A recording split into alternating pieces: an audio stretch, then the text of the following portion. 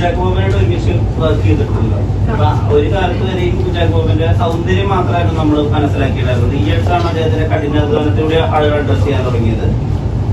അതുപോലെ തന്നെയാണ് ഉണ്ണിമുതൽ നമ്മൾ സുന്ദരനായ ആൾ അല്ലെങ്കിൽ ഏറ്റവും സുന്ദരനായിട്ടുള്ള നടൻ അങ്ങനെ മാത്രമേ കണ്ടിട്ടുള്ളൂ. ആ കഷ്ടപ്പാടുകൾ കൂടി കാണുന്ന അദ്ദേഹത്തിന്റെ ക്യാരക്ടറും എഫേർട്ടും കൂടി കാണുന്ന സിനിമയായിരിക്കും ജയ് ഗണേഷ്.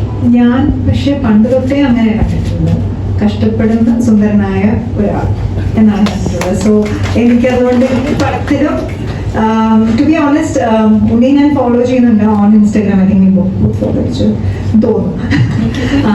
അപ്പൊ ഉണ്ണി പറഞ്ഞതുപോലെ അല്ല രഞ്ജിത്ത് പറഞ്ഞതുപോലെ ഉണ്ണിയുടെ അത്രയും ഈ ഒരു മൂവി സ്വന്തം മൂവി പ്രൊമോട്ട് ചെയ്യുന്ന ഒരാളെ ഞാൻ കണ്ടിട്ടില്ല.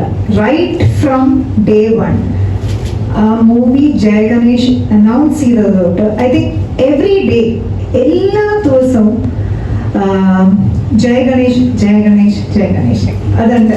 It is there. അത് ഇപ്പൊ ഞാൻ പറഞ്ഞല്ലോ, ഞാൻ ഉണ്ണിയെ ഫോളോ ചെയ്യുന്നതുകൊണ്ട് എനിക്കറിയാം.